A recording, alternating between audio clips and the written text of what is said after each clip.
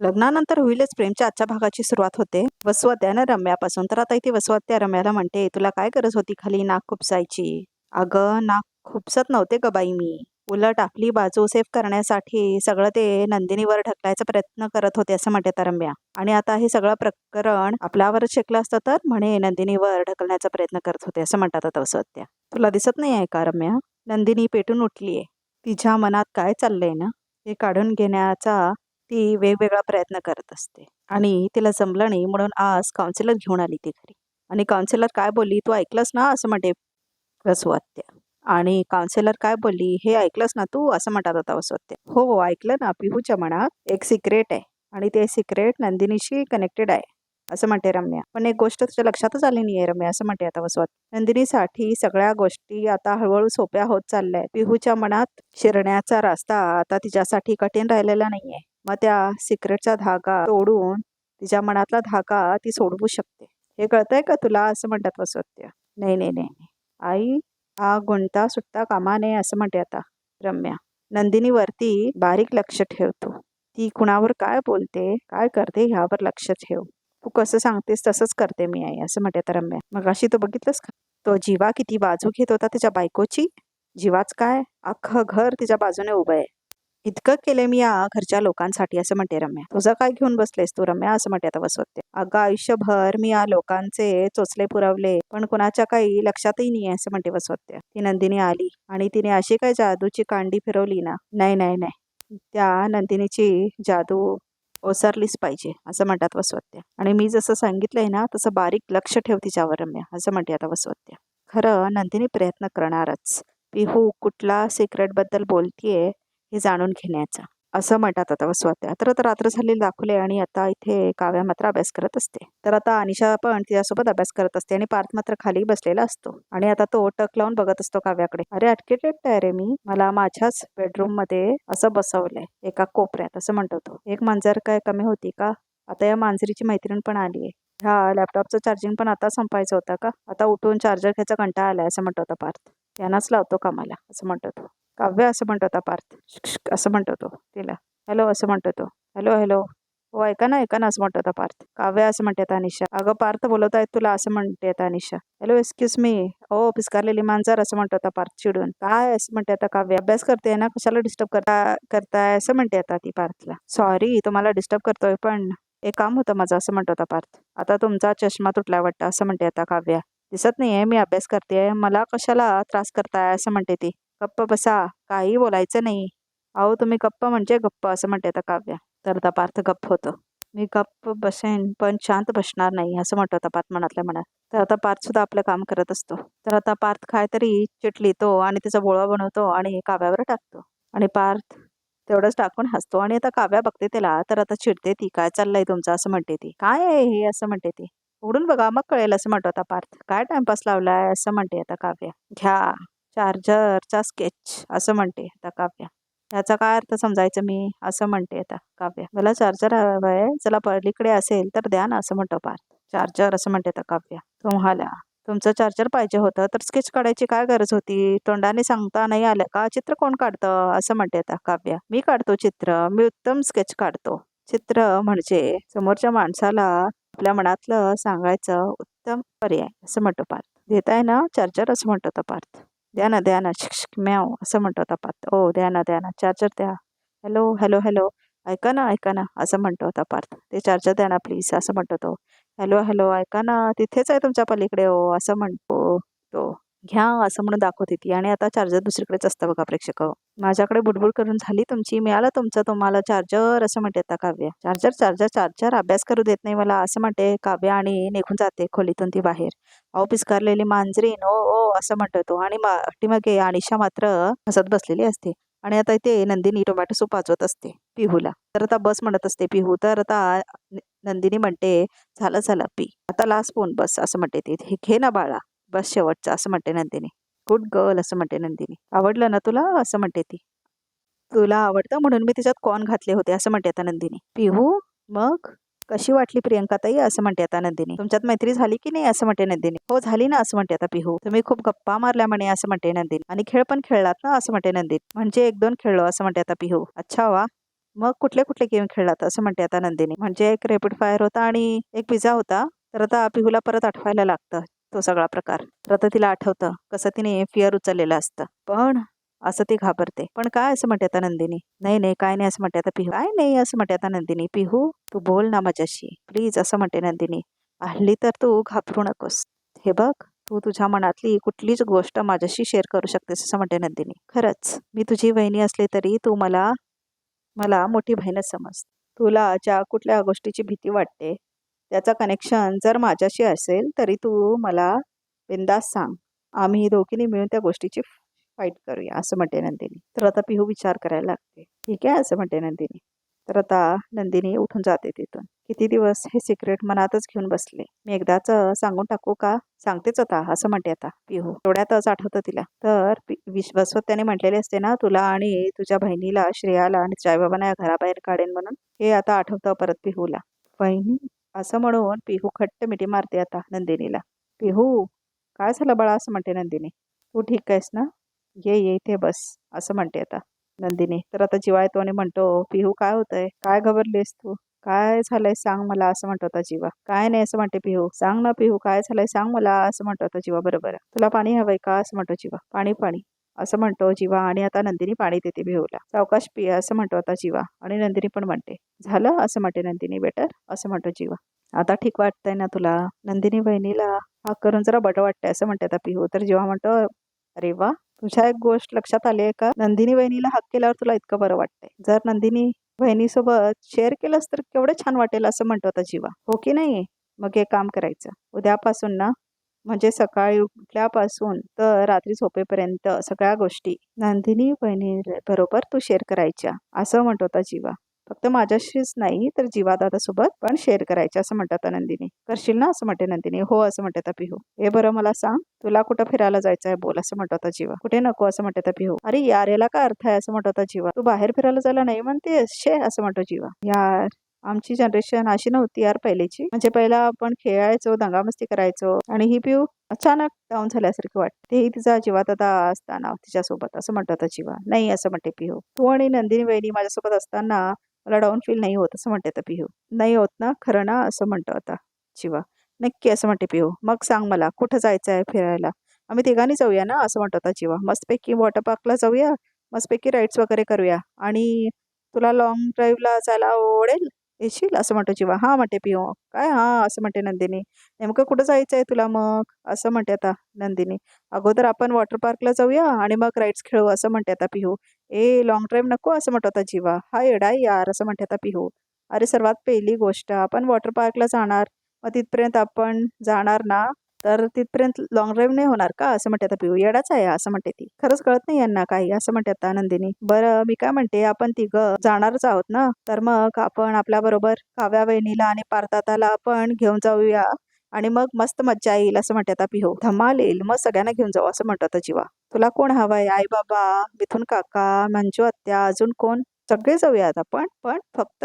तर आता पिहू परत घाबरते. काय काय फक्त काय असं म्हणतो आता जीवा. काय नाही असं म्हणते आता पिहू. बोल ना काय बोलत होतीस तू? काय करतेस सांग ना असं म्हणतो आता जीवा. बरं बरं ओके ठीक आहे पिहू. आपण सगळं तुझ्या मनाप्रमाणे करूया ओके असं म्हणते आता नंदिनी. मी काय म्हणते माझी परीक्षा वगैरे झाली ना तर मग आपण आरामात वॉटर पार्कला जाऊयात.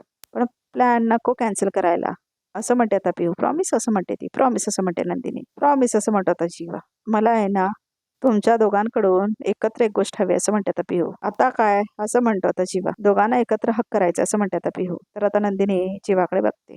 तर आता पिहू मध्ये थांबते. आता मारा ना मिठी किती वेळ लावताय असं म्हणते आता पिहू. तर आता पिहू दोघांना मिठी मारते नंदिनी आणि जीवाला. तर आता जीवा आणि नंदिनी एकमेकांकडे बघतात. तर आता इथे काव्या किचनमध्ये अभ्यास करत असते तेवढ्यातच तिथे नंदिनी येते. तर आता नंदिनी काव्याला बघते आणि म्हणते काव्या तू इथे काय करतेयस? रूम मध्ये अभ्यास करत होतीस ना अनिशा सोबत असं म्हणते नंदिनी. करत होते पण तिथे त्या बोक्याला नको नको ते उद्योग सुचत होते. काय करणार? तो बोळा करतोय तो माझ्यावर फेकतोय मग उगाच डिस्टर्बच नको ग ताई असं म्हणते आता काव्या. तर आता नंदिनी आपल्याच विचारत असते. आता तिला काउन्सिलर काय बोललेले ते आठवतं आता नंदिनीला की ते सिक्रेट नंदिनीशी कनेक्टेड आहे म्हणून. तर आता काव्या हलवते नंदिनीला लोके असं म्हणते आता काव्या. पिऊचं खूप टेन्शन आलंय काव्या असं म्हणते आता नंदिनी. काय बोलतच नाही ती मुलगी असं म्हणते आता नंदिनी. म्हणजे मी खराब आहे, सगळ्यांचे सगळे प्रॉब्लेम सॉल्व्ह करते, कितीतरी लोकांना मदत करते, पण आपल्याच घरातल्या व्यक्तीला मी मदत करू शकत नाही असं म्हणते नंदिनी. अगं किती दिवसांपासून पाहते मी पिऊला त्रास होतोय, पण तिचा त्रास कसा दूर करू हे खरंच मला कळत नाही असं म्हणते नंदिनी. काय करू म्हणजे ती मुलगी मनातलं बोलेल असं म्हणते आता नंदिनी. असं वाटतंय ना कुठला तरी डिव्हाइस सापडला पाहिजे तिला बोलतं करण्यासाठी असं म्हणते नंदिनी. डिव्हाइस असं म्हणते आता काव्या. चित्र म्हणजे मनातल्या गोष्टी समोरच्याला सांगायचं एक उत्तम डिव्हाइस असं म्हटलेलं असतं ना पार्थ. आता ते आठवतं काव्याला आणि ती म्हणते चित्र. ताई तू ड्रॉइंग बुक, तू पिहूला ड्रॉइंग बुक दे. ताई कसं असतं चित्र हे आपल्या मनातल्या गोष्टी समोरच्याला सांगण्याचं एक उत्तम डिव्हाइस असतं असं म्हणते आता काव्या. हे बघ पिहू तिच्या तोंडून आपल्याला काही सांगू शकत नाहीये, पण यू नेव्हर नो ती चित्रातून व्यक्त होऊ शकली तर असं म्हणते आता काव्या. बरोबर बोलतेस तू असं म्हणते आता नंदिनी. आणि पिहूला ड्रॉइंगची आठवण सुद्धा आहे. करेक्ट मी हेच करते असं म्हणते आता Nandini. Thank you so much Kavya असं म्हणून नंदिनी आता मिठी मारते काव्याला. ह्या बोक्याचे विचार तो समोरून असतानाही मदत करून जातात असं म्हणते त्या काव्य. तर आता वसवात्या येते मानिनीच्या खोलीत आणि म्हणते कशी झाली मानिनी भाजीची मंगळागौर असं म्हणते आता वसवात्या. खूप छान एवढी मज्जा केली ना आम्ही, मस्त झाली खरंच.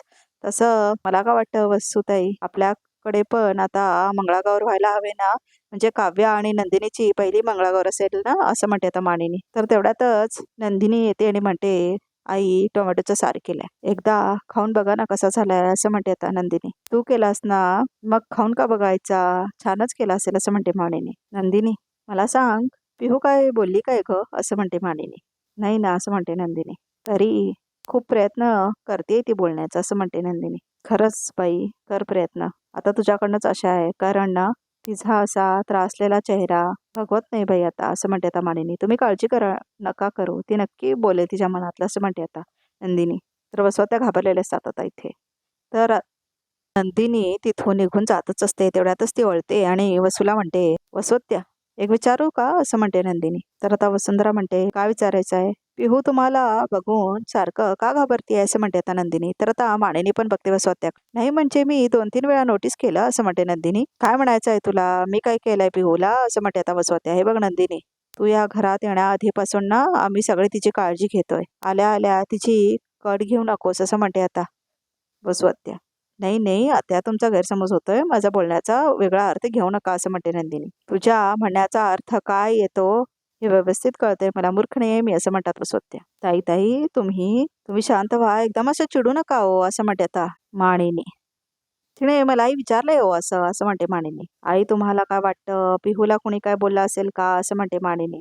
कोणी काय बोलणं आणि तुम्हाला बघून पिहू का घाबरते ज्यामध्ये खूप फरक आहे असं म्हणते आता वसवत्या मानिनीला. आणि हे बघ नंदिनी तुला या घरामध्ये जे काय करायचं असेल ना ते कर, पण माझ्या वाटेला जायचं नाही असं म्हणतात वसवत्या. कळलं ना असं म्हणतात त्या. तर आता वसवत्या तिथून निघून जातात. आई असं म्हणते आता नंदिनी. नंदिनी तू नको जास्त विचार करू, त्या कशा आहेत माहिती आहे ना तुला, ते मी सारा टेस्ट करते लगेच चेहरा पाडलास असं म्हणते आता मानिनी. दे टेस्ट करते असं म्हणते ती. आणि आता मानिनी सार पिते असं म्हणते ती आणि आता फुकते तो सार. तर आता पिहू ड्रॉइंग काढत असते. तर आता तिला आठवतं खबरदार कुणाला काही सांगितलंस तर असं म्हटलेले असते ना वसवत्या, ते आठवतं सगळं आता पिहूला. तर आता पिहू काहीतरी ड्रॉइंग करत असते. अख्खा वाडा शोधला तरी नंदिनी कुठे सापडत नाही असं म्हटलेलं असतं ना तिचा मामा, ते सगळं आता आठवतं पिहूला. ह्या वसुंधराने त्या दीपकला पाठवून नंदिनीला तिच्याच लग्नातनं किडनॅप केलं होतं असं म्हणते आता वसवत्या. म्हटलेले असते ना ते सगळं आठवतं आता पिहूला. आणि आता ती ड्रॉइंग करत असते तेव्हाच. हाय अशी कशी चक्कर आली तुला असं म्हणते आता अनिशा, कारण तिला आता तिच्या आईचा फोन आलेला असतो. बीपी लो होतं काय गाई, सांगायचं होतंस ना मला. ते काय नाही मी आताच्या आता येते तिकडे असं म्हणते आता अनिशा विषय संपला म्हणून.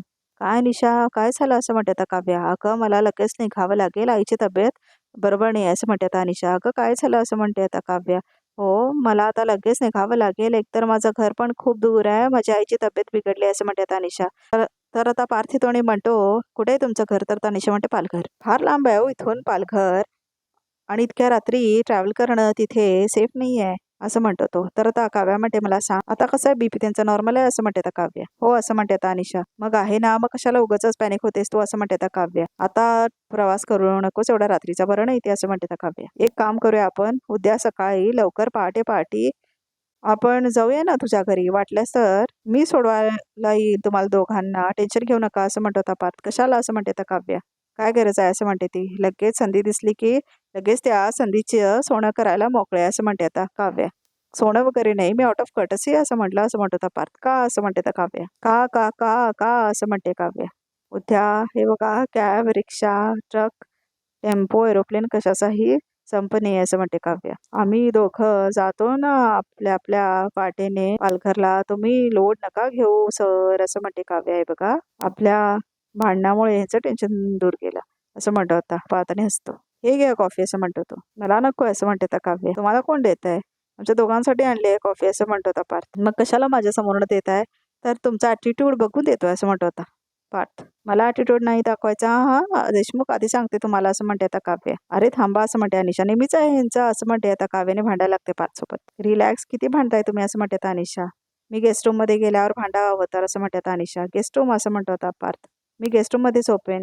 ही काव्याची रूम आहे ना असं म्हणते आता अनिशा. असं का बोलताय असं म्हणतो होता पार्थ. ही काव्याची रूम नाही आहे, ही माझी रूम आहे. याने काबीज केलेली आहे, कळलं ना. फक्त नावावर माझ्या आहे, बाकी हक्क यांचाच आहे असं म्हणतो होता पार्थ. हरकत नाही, तुम्ही झोपा इथे, आराम करा असं म्हणतो पार्थ.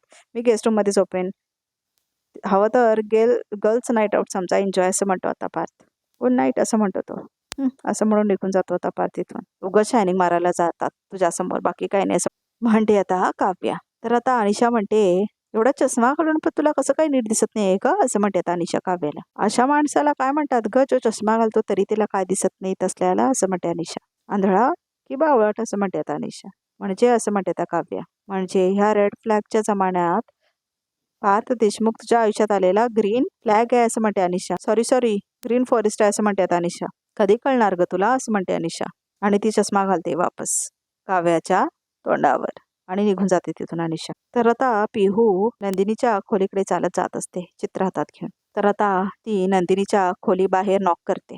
तर आता नंदिनी उघडते तो दरवाजा तिच्या खोलीचा. तर पिहू असते बाहेर. तर नंदिनी म्हणते, पिहू एवढ्या रात्री इथे काय झालं, झोप नाही येते का असं म्हणते नंदिनी. तू चित्र काढायला सांगितलं होतंस ना असं म्हणते पिहू. मी काढलंय, हे बघ मी ते चित्र काढलंय ज्याची मला भीती वाटत होती असं म्हणते आता पिहू. तर आता ते चित्र पिहू देते आता नंदिनीला. तर नंदिनी ते चित्र बघते. तर आता नंदिनी शॉक्ड होते ते चित्र बघून. तर आजचा भाग इथे संपतो. तर बघा रिकॅपमध्ये काय येते. तर आता पिहू नंदिनीला म्हणते, तुम्ही सगळे आता तुमच्या लग्नात हॅपी होता ना, आता ह्याच्यामुळे परत सगळं खराब होणार असं म्हणते आता पिहू. तर नंदिनी मात्र रडत असते. उद्या आम्हाला तुमच्या बद्दल अशी काही गोष्ट कळली ज्याच्यामुळे हे पुरं घर हादरू शकेल, तर मी काय करायला हवं असं म्हणते आता नंदिनी. तर आता जीवा म्हणतो, तू तेच करायला हवं जे योग्य असावं असं म्हणतो आता जीवा. तर आता नंदिनी वसवतीच्या खोलीत जाते रडत रडत. आणि मग आता रिकॅप सुद्धा इथेच संपतो. तर प्रेक्षक चॅनलला नक्की सबस्क्राईब करा.